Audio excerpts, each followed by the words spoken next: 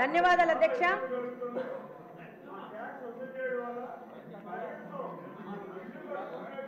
ధన్యవాదాలు అధ్యక్ష, ఈ అవకాశం నాకు ఇచ్చినందుకు.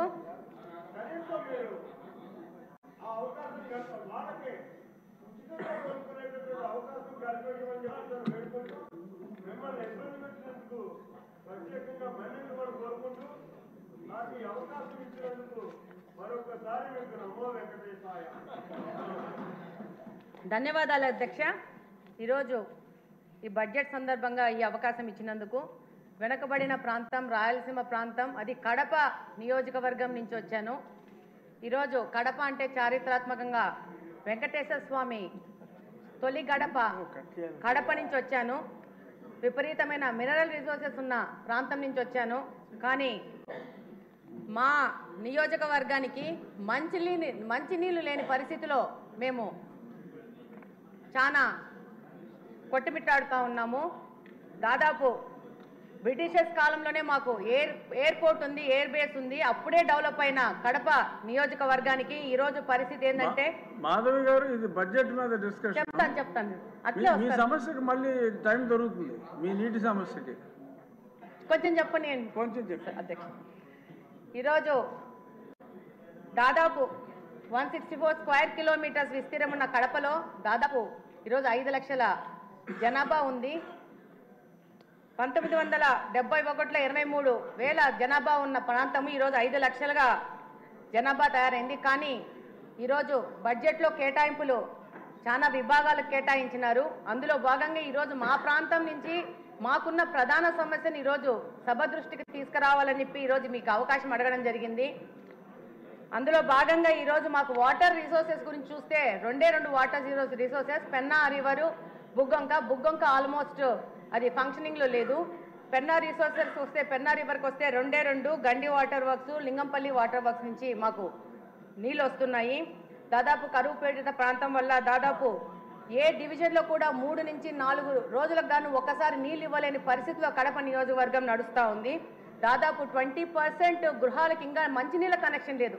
మేము కార్పొరేషన్ దాదాపు 20 సంవత్సరాలు కార్పొరేషన్గా ఏర్పడి 20 సంవత్సరాల నుంచి 10 సంవత్సరాలు కాంగ్రెస్ పార్టీ, 10 సంవత్సరాలు వైసీపీ పార్టీ, కార్పొరేషన్ అక్కడున్న శాసనసభ పక్షగా వాళ్లే ఉంటూ గవర్నమెంట్లో లాస్ట్ 5 సంవత్సరాల నుంచి అదే పార్టీ ఉన్నా కూడా పూర్తి నిర్లక్ష్యానికి గురైంది. ఈరోజు ఈ బడ్జెట్ సందర్భంగా ఈ యొక్క సమస్యను మీ ద్వారా ప్రభుత్వ దృష్టికి, మిగతా సభ్యుల దృష్టికి తీసుకుపోవాల్సిన అవసరం ఉంది. కార్పొరేషన్ అని చెప్పుకోవడమే కానీ కార్పొరేషన్లో మంచినీళ్ళు ఇవ్వలేని పరిస్థితిగా కడప నియోజకవర్గము ఈరోజు ఉంది. ఈరోజు దాదాపు 95% రామనాయుడు గారు ఆవిడ సమస్య వినండి సార్ కొంచెం. అవును అన్న, వినండి అన్న. 95% ప్రజలు ఇంకా తాగడానికి మంచినీళ్ళు కొనుక్కునే పరిస్థితిలో ఉన్నారు. ఎంత దుర్భరమైన పరిస్థితి అంటే వాటర్ ప్లాంట్ల నుంచి వచ్చిన రిమైనింగ్ వాటర్ని కూడా పట్టుకొని పోయి గృహ అవసరాలకు వాడుకునే పరిస్థితిలో కడప నియోజకవర్గం ఉంది. కార్పొరేషన్కి సమ్మర్ స్టోరేజ్ ట్యాంక్ లేదు. మనకు ఎన్నో కార్పొరేషన్స్ ఉన్నాయి. అత్యంత హీన స్థితిలో ఉన్న కార్పొరేషను ఈ కడప నియోజకవర్గం యొక్క కార్పొరేషను. దాదాపు 100ల సంఖ్యలో వాటర్ ట్రీట్మెంట్ ప్లాంట్లు పెట్టుకొని వ్యాపారస్తులు నీళ్ళు అమ్ముకుంటా వ్యాపారం చేసుకునే పరిస్థితి. లాస్ట్ వైసీపీ గవర్నమెంట్లో వైసీపీ నాయకులు స్కూళ్ళని కూడా మూయించేసి దాంట్లో కూడా వాటర్ ప్లాంట్లు పెట్టుకొని నీళ్ళు అమ్ముకునే పరిస్థితులు కడప నియోజకవర్గం ఈరోజు నడుస్తూ ఉంది. దాదాపు 5 లక్షల మంది జనాభా అంటే నివేదికల ప్రకారం 135 లీటర్స్ వాటర్ పర్ హెడ్ ఇవ్వాల్సి వస్తే 5 లక్షల మందికి దాదాపు 70 MLD వాటరు ప్రొవైడ్ చేయాల్సిన పరిస్థితిలో ఉండాల్సింది. ఈరోజు 40 MLD వాటరు ఇచ్చే పరిస్థితిలోనే కడప నియోజకవర్గం ఉంది. దాదాపు 1943లో గండి వాటర్ వర్క్స్లో బ్రిటిషర్స్ వాళ్ళు అప్పుడు 20 వేల జనాభాకు 12 MLDలో ఒక ఇన్ఫ్లేషన్ వెల్స్ కట్టే అదే ఇన్ఫ్లేషన్ వెల్స్ ఈ రోజుకు 2024వ సంవత్సరంలో కూడా అదే 12 MLD ఇన్ఫ్లేషన్ వెల్ ఇచ్చే వెల్నే వాడుకుంటూ కడపకు నీళ్ళు ఇచ్చుకుంటున్నాము. దాదాపు 5 నుంచి 6 రోజులకి నీళ్లు రాని పరిస్థితి. వచ్చిన నీళ్లు మురికి నీళ్ళు ఎందుకు వస్తున్నాయంటే డ్రైనేజ్ వాటర్ తీసుకెళ్లి మీ అందరికీ తెలుసు కడపలో బుగ్గొంక అని ఉంటుంది. కడప నడి మధ్యలో వెళ్తూ ఉంటుంది. అందులోకి ఈ యొక్క డ్రైనేజ్ వాటర్ తీసుకెళ్లి అదే వాటరు పెన్నాలో కలిసి అదే వాటర్ మళ్ళీ పంపు చేసుకొని మళ్ళీ మా వినియోగంకు వాడుకోవాల్సిన పరిస్థితిలో ఉంది. ఒక STP లేదు.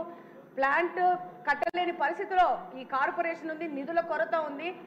డెఫినెట్గా ఈ యొక్క పాత గవర్నమెంటు అంతకుముందు సోమశిల బ్యాక్ వాటర్స్ అనే ఒక పథకాన్ని ప్రకటించినారు కాంగ్రెస్ వాళ్ళ టైంలో, అది క్యాన్సిల్ అయిపోయింది. మళ్ళా తర్వాత మన తెలుగుదేశం ప్రభుత్వం ఉన్నప్పుడు 2018లో లింగంపల్లి మీద ఒక చెక్ డ్యామ్ కట్టాలని అప్పుడున్న ఇన్ఛార్జ్ శ్రీనివాస్ రెడ్డి గారు ప్రపోజల్ చేస్తే దానికి శాంక్షన్ చేశారు ఇరిగేషన్ మినిస్టర్ గారు.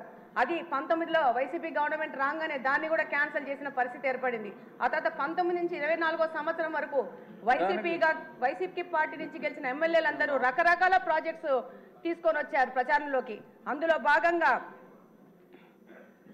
జిఎన్ఎస్ఎస్ ఎర్ర చెరువు అని చెప్పేసి ఒక ప్రాజెక్ట్ తీసుకొని వచ్చినారు. దాంతో పాటు ఒక్క నిమిషం అని అయిపోయింది, 1 minute అయిపోయింది. ఆ తర్వాత మళ్ళా మైలవరం నుంచి నీళ్ళని చెప్పి అదొక ప్రాజెక్ట్ తీసుకొచ్చారు, అది లేదు. మొత్తం పైపులన్నీ తీసుకొచ్చేసి ఆ యొక్క మా కడపలో పెద్ద పెద్ద పైపులు పడి ఉన్నాయి, దాని ద్వారా నిధుల దుర్వినియోగం జరిగింది. ఇప్పుడు కడప నియోజకవర్గం నుంచి నా యొక్క ముఖ్య వినతి ఏంటంటే మాకు మంచినీళ్ళు ఇవ్వండి అంతే, ఏవి అడగట్లేదు, టీవీలు అడగట్లేదు, ఫ్రిడ్జ్లు అడగట్లేదు, మాకు మంచినీళ్ళు కావాలని సభాముఖంగా కోరుకుంటున్నాను. ఇదొక కడప నియోజకవర్గంలోని ప్రజలందరి బాధను ఈ సందర్భంగా ఈ యొక్క సభ దృష్టికి తీసుకొస్తూ దానికి సంబంధిత మంత్రులు, ఇరిగేషన్ మంత్రులు గారికి, అలాగనే మున్సిపల్ మంత్రులు గారికి, ముఖ్యమంత్రి గారికి ఈ విషయం ప్రత్యేకంగా చెప్పాల్సిన అవసరం ఉంది. మా కడప నియోజకవర్గం 2 ముఖ్యమంత్రులను ఇచ్చింది. 2 ముఖ్యమంత్రుల యొక్క నిర్లక్ష్యానికో మరి వాళ్లకు కడప అంటే చిన్న చూపో, కడప హెడ్ క్వార్టర్స్ లో మంచినీళ్ళు లేని పరిస్థితిలో కడపను తీసుకొచ్చినారంటే చాలా